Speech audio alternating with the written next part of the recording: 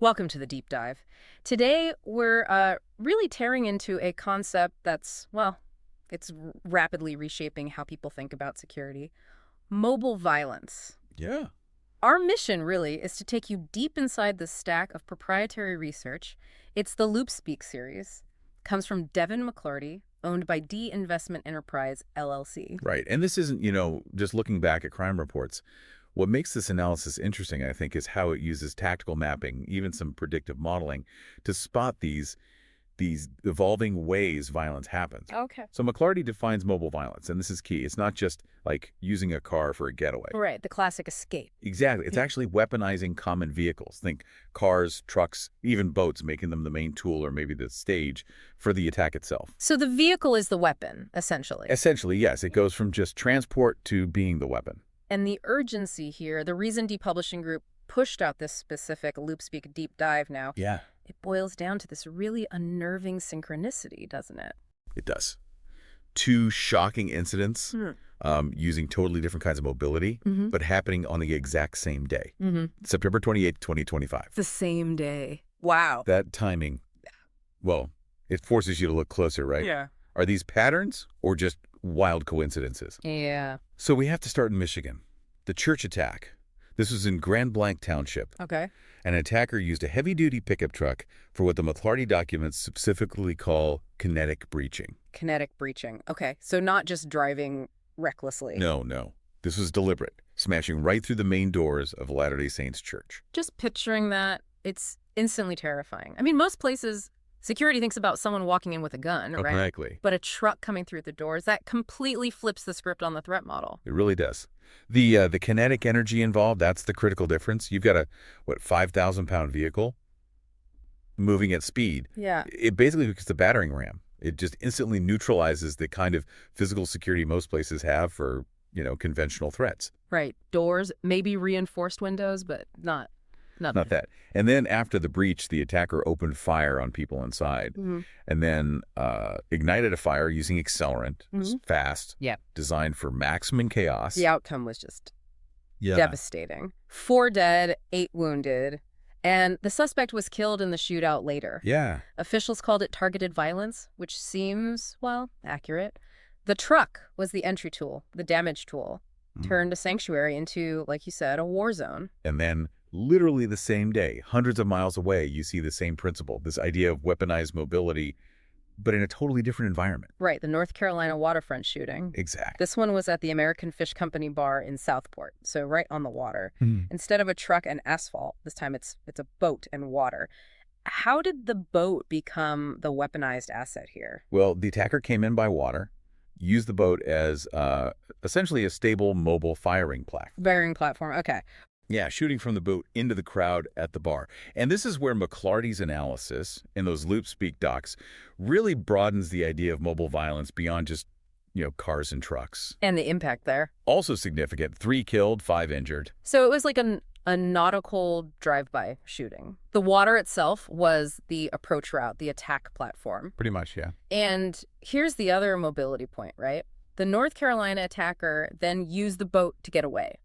Immediately fled via the waterway. Precisely. Now, he was eventually caught, apprehended by the Coast Guard at a boat ramp further away. But the immediate tactic, the success of the attack and the initial escape, it hinged on the boat's mobility. So these two incidents, so different in location and vehicle type, but linked by this core idea, weaponizing everyday vehicles. That's the foundation for this whole analysis. It is. It forces us to think beyond just the gun, doesn't it? Yeah, it's the platform, the movement. Okay, let's unpack the tactical analysis a bit more. You mentioned vehicles offer these huge advantages that maybe traditional security just isn't set up for. Right.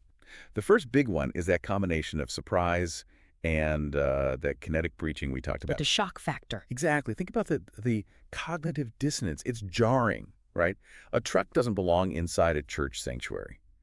A boat isn't supposed to be an assault platform aimed at a dockside bar. Yeah, your brain kind of short circuits. It does. And that shock, that confusion, it instantly disorients people, victims, even first responders. It buys the attacker critical time, minutes maybe, of just unchallenged violence. It's the speed, too, isn't it? The speed of that entry just creates chaos. We're conditioned to scan for people walking, not, a 2-ton vehicle crashing through a wall at 40 miles an hour. Precisely. That kinetic breach, like in Michigan, it just turns that everyday vehicle into this brutally effective tool. It instantly negates doors, windows, any light security. Things designed to stop a person. Yeah.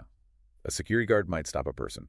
A security guard cannot stop a pickup truck at speed. It's a huge vulnerability that, well, traditional perimeter security focused on stopping people walking in just doesn't address. Okay, so surprise and breach, that's the entry. But the second part, especially with the boat, this LoopSpeak analysis highlighted how mobility dictates the whole plan, including the exit. Absolutely. Yeah. Look at the difference. Michigan, the truck was for a one-way breach.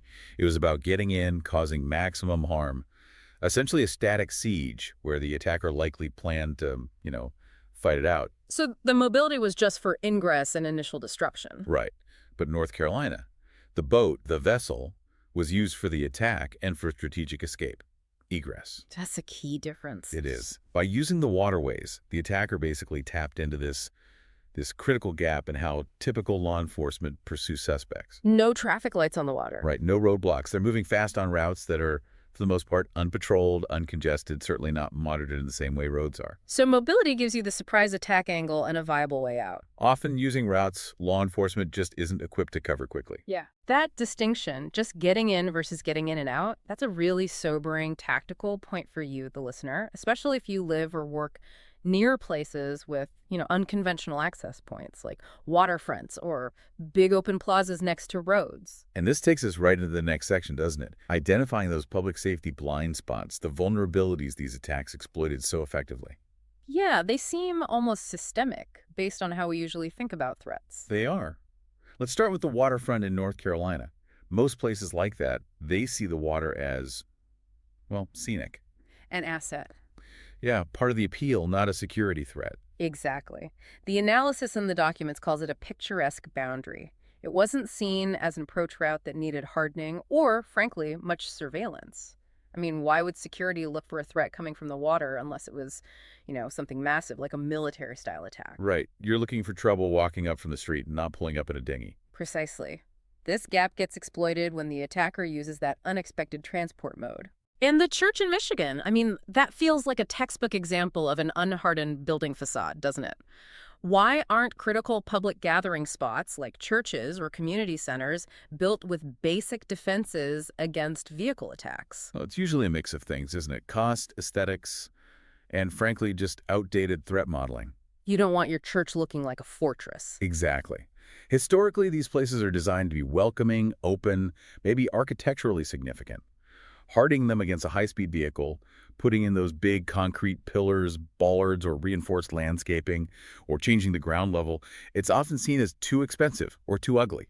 Or just unnecessary if your main worry is, an active shooter on foot. Right. If the community threat profile only focuses on small arms or individual assaults, vehicle mitigation might seem like overkill. So the choice of targets, an open church, a public bar, was deliberate. Maximize casualties, minimize resistance or physical barriers. Absolutely. And when you look at the overall perimeter security failure, Yeah. the McClarty documents, the LoopSpeak analysis, they talk about these creating permissive environments. Permissive environments. Meaning environments where the attacker calculates, probably correctly, that getting in and maybe getting out is basically guaranteed because there's no real structural resistance or effective surveillance on those specific approach routes. Like no anti-vehicle bollards at the church or no real patrols on the water near the bar. Okay. Beyond the physical damage, the tactics, the security gaps, there's a huge psychological impact here too, right? The LoopSpeak docs talk about the unbelievable nature of chaos. Yeah, it's that surreal quality. That's what makes these attacks stick in the mind and really damage public trust. How so? Well, the experience, or even just hearing about a boat drive by or a truck ramming into a church, it just shatters the public's perception of safety in everyday environments. That's a direct quote, basically. Because we rely on things being normal, Yeah. predictable. Exactly. Yeah. We have this implicit rule that certain objects, like your neighbor's pickup truck, belong in a certain context, doing a certain job. When that rule is violently flipped upside down, Yeah. then the line between what's safe and what's dangerous just dissolve. Completely dissolves. And then anxiety spreads, right? The idea that suddenly any common object, your family car, a fishing boat, could potentially become a tool of war, that's hard to defend against because it's everywhere. And that fear gets amplified by how these things are often framed, culturally speaking. The McClarty analysis points this out, how quickly these chaotic events get compared to, say, high-action movies or video games. Right. Which leads to that central question they pose. When does crime stop being opportunistic and start being cinematic? Ah, the GTA mission's gone real comparison. That came up, didn't it? It did, and that's the really tricky feedback loop, isn't it? Are these attackers deliberately imitating those kinds of scenarios, maybe seeking notoriety because they know a spectacular mobile attack will grab headlines? Or is it just that the media, and maybe us too, we reach for that cinematic language because the reality is just too bizarre, too hard to process otherwise? The analysis, wisely, I think, doesn't definitively pick a side there, but it does stress that the high visibility, the almost theatrical nature of these mobile attacks is a key part of it. It lends itself to being performed, to being amplified. So the goal might not just be casualties, but also sowing that shock, that doubt about safety in ordinary places. That seems to be a major component, yes. Okay, so let's pivot then to maybe the crucial final question that this de-investment enterprise research raises. Are these two incidents, same day, similar tactics, is this the start of a real trend? Or is it just a horrible coincidence that got amplified? I mean, I can see the argument for a pattern based purely on the tactics. Well, the argument for it being an emerging trend, it focuses on those shared tactics, Yes. right? It suggests they point to a methodology that's, well, repeatable and effective. Proponents would say the attacks rhyme, as McClarty puts it, because they both leverage mobility to get maximum effect, both physical and psychological. And that suggests maybe an evolution in how violent actors are thinking. Potentially, that individuals, maybe independently, are realizing that weaponized mobility is a kind of blueprint for exploiting these perimeter weaknesses we see in modern life.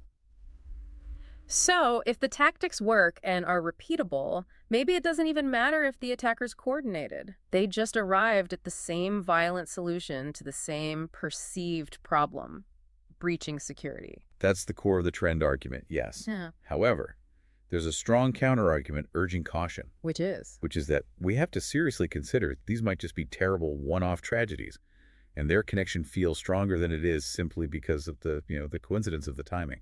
And the media coverage linking them. Exactly. Amplified by the media, maybe creating a narrative around what could be seen as performative violence rather than strategic, coordinated terror. Okay, and what's the danger if we jump the gun and label it a trend too early? Well, the risk, according to the analysis, is kind of twofold.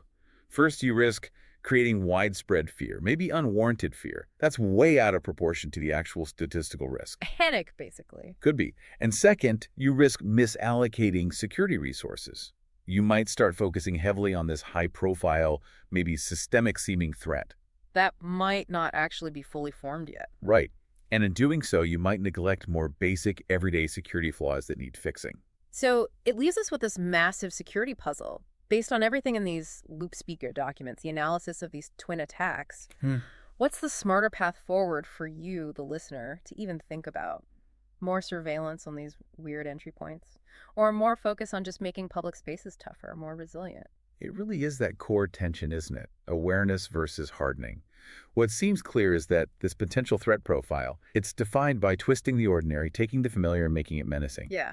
We have to accept, I think, that our standard security thinking just didn't really account for a boat or a truck being the primary weapon like this. So the conversation needs to shift. It has to move beyond just spotting the bad guy and start recognizing the weaponized potential of just objects, everyday objects already around us. That shift in thinking from the person to the vehicle, that feels like the real, maybe uncomfortable takeaway from this deep dive into the McClarty material. I think so. And as we wrap up, there's a final thought from Devin McClarty in his analysis that really pulls this all together, gives us something pretty vital to chew on regarding modern public safety. Yes, his concluding thought, and it really captures that tactical evolution observed in the documents, is this. These two tragedies might not be coordinated, but they rhyme. Cars and boats as weapons aren't just about violence. They're about control of movement, and the chaos that comes when everyday tools become tools of war. Control of movement. That's the core advantage, isn't it? The chaos that comes when everyday tools become tools of war. Wow. Okay, well, thank you for joining us as we went deep into this McClarty analysis of mobile violence. It's definitely shown the need to rethink safety when faced with these kinds of unpredictable threats. Yeah. Indeed. We hope this deep dive has given you some clarity, maybe some things to consider, about a very complex and frankly disturbing new potential threat. We'll see you next time on The Deep Dive.